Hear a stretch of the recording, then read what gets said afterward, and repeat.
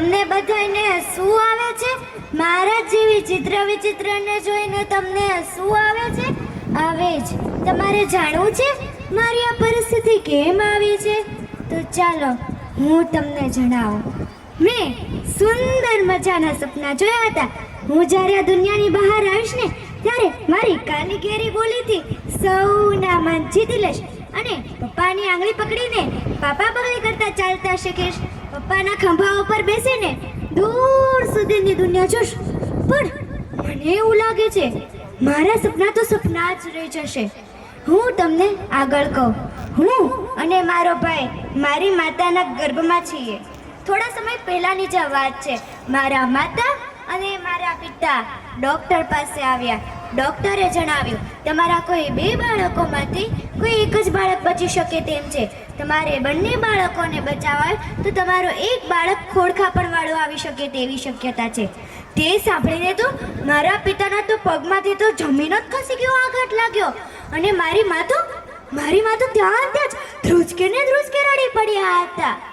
મારા માતા અને મારા પિતા ઘરે પહોંચ્યા. ઘરે આવીને બધી જ વાત ઘરના સભ્યોને જણાવી. ઘરના સભ્યો તો એવો જવાબ આવ્યો, દીકરો તો ઘરનો વારસદાર કહેવામાં આવે છે. દીકરાથી જ આ કુટુંબ આગળ વધી શકે છે. અને આ સમય બહુ ખરાબ છે.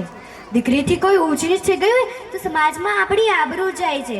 અને દીકરીને તો ભણાવી ગણાવી તો સાસરે જ વળાવી દેવાની ને.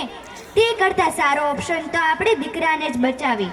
મારા પપ્પાએ તો પહેલાં જ કહી દીધું, મારા માટે દીકરી કે દીકરો બંને એક જ સમાન છે. મારી માં તો કંઈ નિર્ણય લયા વગર રડ્યા જ કરે છે. હું મારી માને કહું છું, માં મારે પણ આ દુનિયા જોવી છે.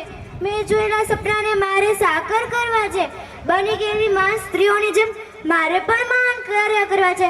માં મને આ દુનિયામાં આવવાનો મોકો આપશો ને?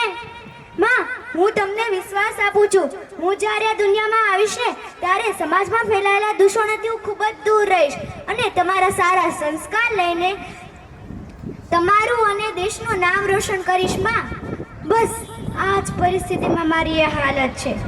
શું દીકરી કે દીકરાના ભેટ પડ્યા વગર મને આ દુનિયામાં આવવાનો મોકો મળશે?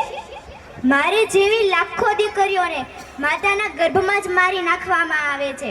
તમે એકવાર વિચાર તો કરી જુઓ, સ્ત્રી વગરની આ દુનિયા કેવી હશે? બાળક જ્યારે જન્મે છે ને તે કોરી પાટીની જેવું હોય છે. પાટીમાં જેવું આપણે લખીએ છીએ તેવું જ લખાય છે. તેમ બાળકમાં પણ જેવા આપણે સંસ્કાર આપીએ છીએ ને તેવું જ બાળક બનીએ છે. નહીં કે દીકરી કે દીકરાના ભેટ પાડવાથી સારું બાળક બને. મારે તમારો તાળીઓનો ગડગડાટ નથી જોતો, મારે તો બસ તમારો સાથ જોઈએ છે. શું તમે લોકો તમારો સાથ મને આપશો? તો ચાલો સુંદર મજાનો સમાજ બનાવે અને સમાજમાં ફેલાયેલા ભ્રૂણ હત્યાનો ત્યાગ કરીએ. તમે મને સાંભળી તેના માટે ખૂબ ખૂબ આભાર.